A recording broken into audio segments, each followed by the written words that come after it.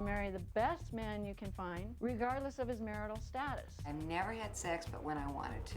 My husband has 7 wives. Welcome to the Live with Lindy show. I'm the 6th. That's what kills regular marriages, being on top of one another. Alex has always been a controversial person. Everything they're doing is their own choice. You think it's a good idea for you to be going in there? I'm not doing this for me. I'm doing this for my children.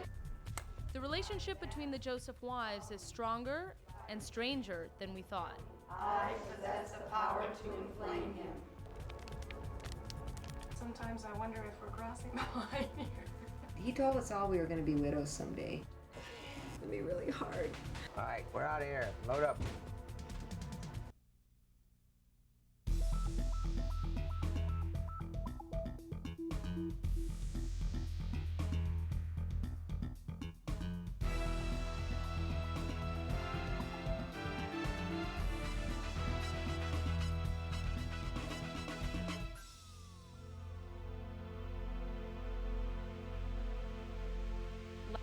We came to Utah over a month ago to experience life with polygamist Alex Joseph and his 8 wives. For the first time, every single one of Alex's 21 kids returned home for the wedding of their sister Roxana. I told Steve if he could find another cool chick like me, that he could marry her. The homecoming was a joyous event for everyone, but it was also bittersweet because Alex is dying of cancer, and in the middle of it all, wife number 7, Lindy, announced she's leaving him.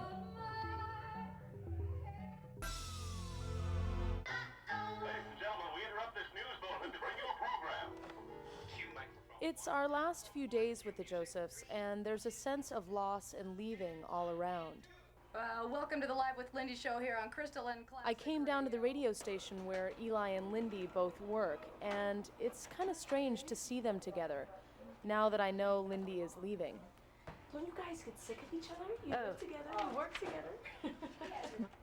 No, we don't. I'm not sick of her. Oh, yeah, me neither. Elizabeth and I need some space apart from each other. I mean, that's what kills regular marriages, is being on top of one another all the time. Getting some space from one another allows you to appreciate them. The divorce must be especially hard on Eli.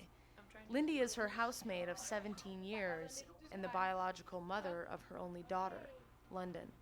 Do you like your dad? Yes.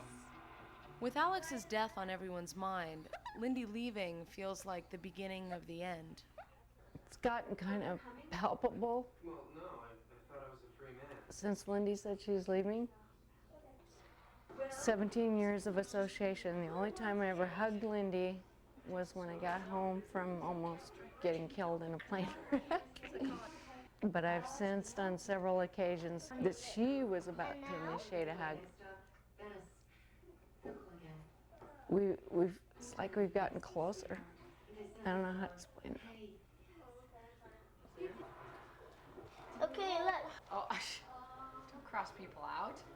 You just killed that person. It's a bad person. It's a bad person chasing me to my car. Yes. I'm getting a house 2 doors down to make sure that the kids their lives aren't upset. I mean, if Austin's being a shit, I'll send him over there. I really am going to insist on, as long as Alex is around, that he have a major role. I just don't think kids should be without either one of their parents. We were supposed to start cleaning. You get out of there. Get out of there. Wait, you just have to see it. Powers. London is really upset about the divorce. She doesn't like you anymore. See that? And she just can't express herself enough to Lindy, biological mother or not. Who's that? That's a divorce thing. I've been there and done that. I know what that is. Eli really doesn't get emotional on camera. She's very articulate and really has a lot to share with us. But Lindy leaving has caught her off guard, and this is the most upset I've ever seen her. She doesn't get this way about Alex, but maybe that's because she's had 2 years to get used to the fact that he's dying. So what is this here? Alex's last will and testament, can be transferred, bequeathed, invested in my son Mason Alexander. The reason Alex did that was because he didn't want that property ever to be sold, and he knows Mason will never let us do it. Hey! Hey! Straighten up! Mason is Alex's heir. When Alex dies, he will share legal title to all the family land and the 5 buildings in the compound. Effectively, Mason will be the new patriarch. So I wanted to find out what he's all about. Oh, this is so lame. Arm. Hey, Dave, get in the truck, man.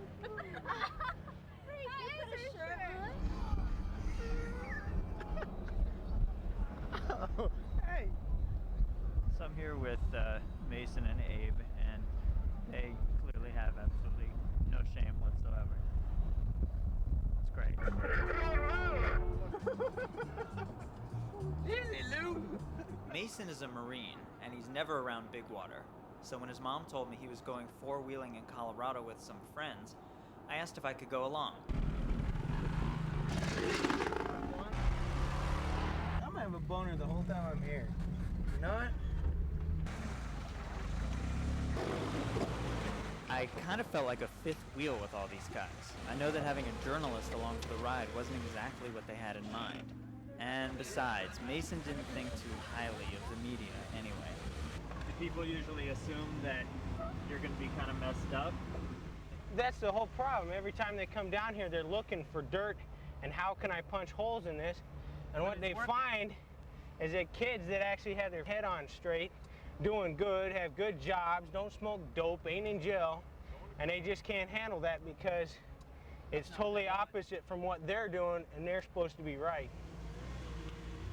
The wives adore Mason. They keep telling me that Mason is Alex's clone, that he's exactly like Alex was when they met him years ago. Am I gonna have 9 wives like my dad? My dad's got it down to a science. If you could do it just the way he's done it, would you do it that way? I don't know. Hard to say. It's been a little bit difficult getting a straight answer from Mason, but then again, he's exactly like his dad in that regard. So you're going to come back to big water when you're done with the Marines? No, actually, I'm gonna continue on with my life. And where it leads me, it leads me. If it leads me back to big water, so be it. If not, big water's just a place, it's not an attitude. Alex has taken a turn for the worse, and it's taking all of his 7 wives just to take care of him. I don't know how monogamous women do it.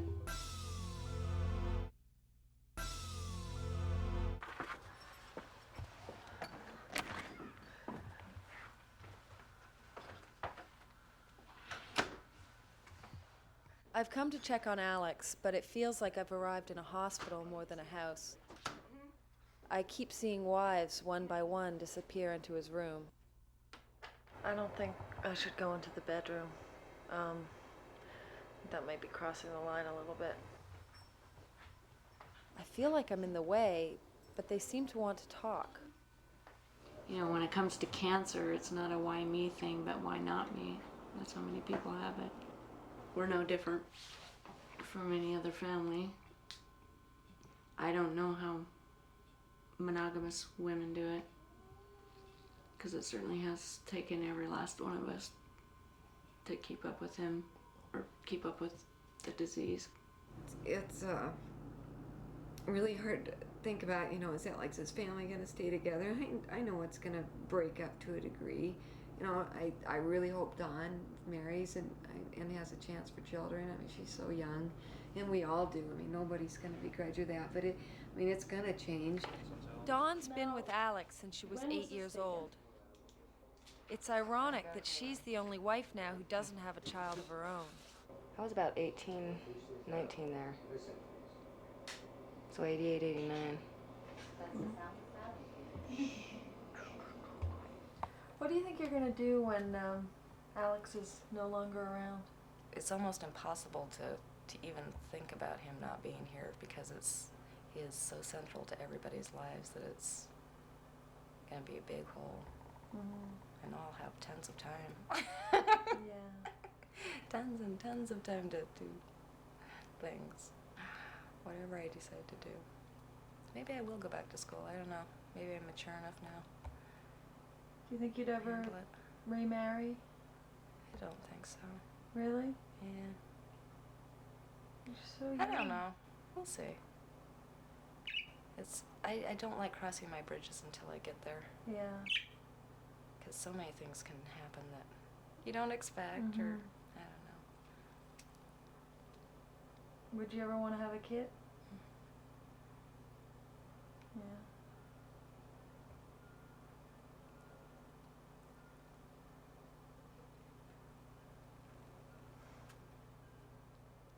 I can remember back when I didn't know whether or not I was going to have a child, and just how mentally and heartfelt upsetting that was to me to think that I wouldn't have Alex's child, and for Dawn, you know, that's her cross that she's got to bear. I just feel bad witnessing the grief that they're going through when it doesn't really affect me in the same way. And it's definitely not an easy thing to do, to be sitting there with this camera when they're talking about, you know, the man that they love's life slipping away from him. I'm really grateful that we do have the children, because through the children, Alex will always be with us.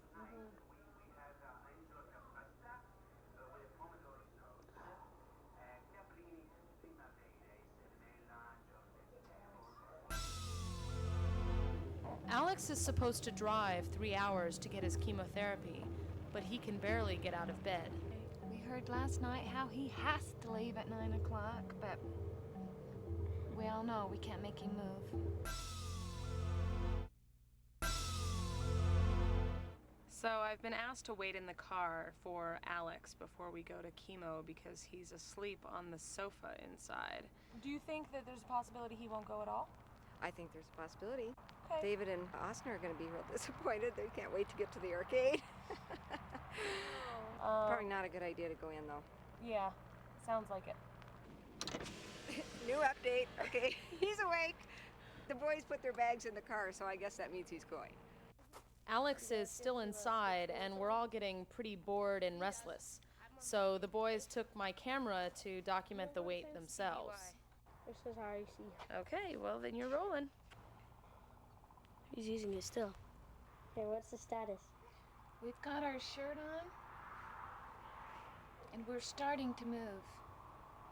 Oh. So, another 20 minutes maybe. Okay. We're getting there. You know where Easy is? Yeah, he's over at my house. Well, your dad wants to see him, so can you go get him? Yeah. Hey, Easy. What? Dad wants you, so shut this thing off.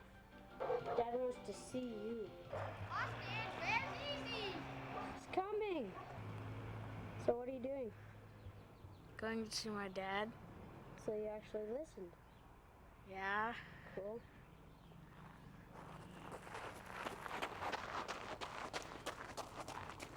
You're being filmed. I think it's shrinking. Or it's gone or something. What is? The cancer. Oh. I think you don't have It's not gone yet. I think you don't have the cancer, just like side effects. I'm not sure what's going on right now. He still has the cancer.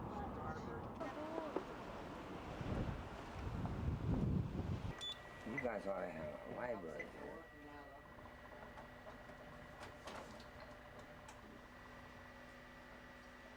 You know, the other side of mortality is such a better place to be. I really think if there's a hell, it's here.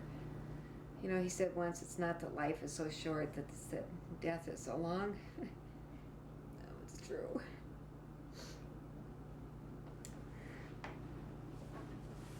It's easy to talk magnanimously, but it's gonna be really hard. Really hard.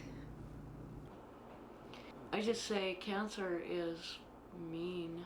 It is so mean. No, these guys here. Mean to the victim and mean to the people who care about him. All right, we're out of here. Load up. Well, it's 6 o'clock in the morning, and And about 2 hours ago, there was a knock at my door. And I can't say I was all that surprised when I opened it and saw that it was Alex. You sleep on your way home. Hell, we gotta do something. What's going on? I wanna smoke. And he was so pumped up on steroids that he just had all this energy and really just felt like talking with me. What do you need? You just gotta put it on your mic. You're a professional, right? Always. All right. So I'm not distressing you, am I? No, you're just waking me up. You ready? Huh? Well, like, Hey, well, what about this tape? Well, this isn't, you know, flying the wall shit. This is a talk.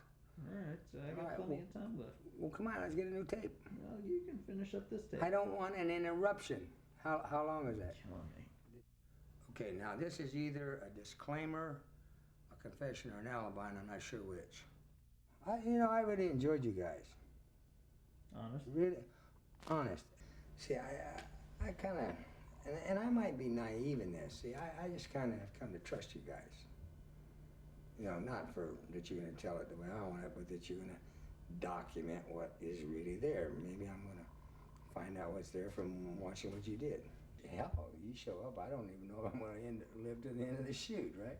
Yeah. So I'm urgent, not so much anxious, and certainly not suspenseful or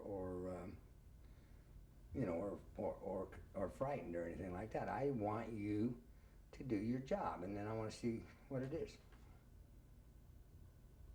Honestly, fairly. And I may never get to see it. I hope you do. Well, I do too. I was pretty happy that we had a chance to chit-chat a little bit, and made me realize I'm going to miss being with this guy. Okay, have a good night. All right. Say thanks. Thanks, Alex. Good night, David. Good night.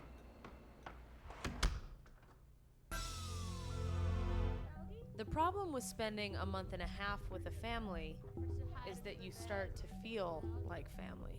Because when we leave, I don't like you still. How's that? I know.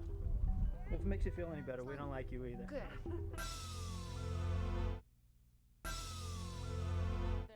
We came here 5 weeks ago to make a film about a notorious polygamist. A stud, maybe. A lawbreaker, definitely. Certainly no family man, we thought.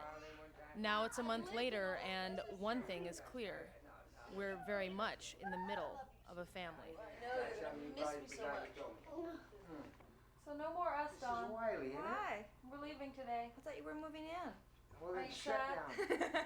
Come on, Tara, if you haven't got it, you're I'll miss you shut guys. down. Good. You will? Honey? I think that the 5 weeks They're have going to gone happen. by They really they fast, you know, and they just, I think that's I'm going to false miss all of modesty. you. No complaints. No complaints. We should stay. I wish you'd turn the damn things off, stay a week. Then we'd celebrate it, you know? There's a lot happening now. Alex has just married off a daughter, Lindy's moving out, Mason's moving on, and each wife is continuing to deal with Alex's illness in her own way. When I married Alex, just because he's the renegade that he is, I figured he told us all we were going to be widows someday. And I thought maybe I was going to have him around for about 3 years. I really figured somebody would shoot him. And it's amazing that, really, that nobody has.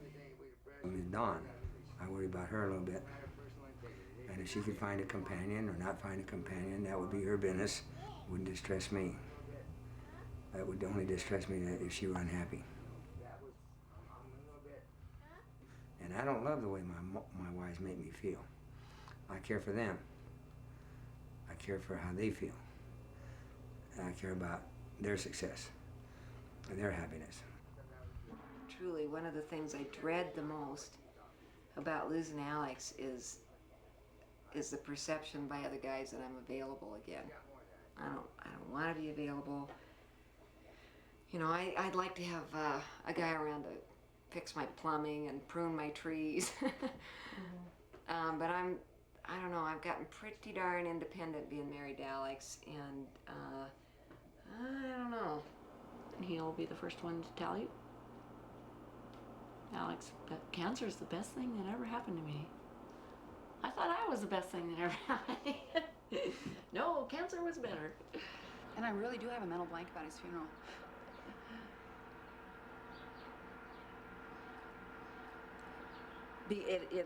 in my mind, it's sort of something I want to hurry up and get over with because I know it is going to be too public for my taste. All along, we've been concerned that the Josephs would feel that we were preying on their personal tragedy, but leave it to Alex to have a plan all of his own. In the end, he was using us, too, to write a dying man's last words to his children and his grandchildren. Perspective, okay? I'm looking forward to seeing this. So that's your credit. I want her to see it. I want him to see it 30 years old. I want his kids to see it, okay? Got it? I'm not doing this for me. I'm doing this for my children to watch.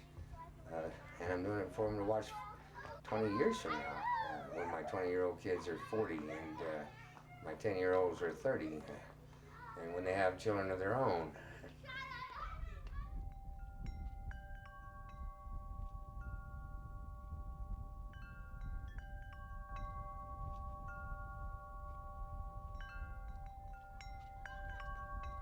I didn't try to sell my personality here. I tried to sell what I thought were principles that would serve, good solid principles of behavior and reality that would serve you. And depending on how successful I've been, well, that'll tell the story. We all know Alex won't be around here much longer. Though we've been witnessing his everyday life, we know it hasn't been, by any measure, an ordinary life. Whatever legacy Alex Joseph leaves, a big part of it will always be right here in Big Water. David in New York. I haven't even sightseeing, huh? Jesus.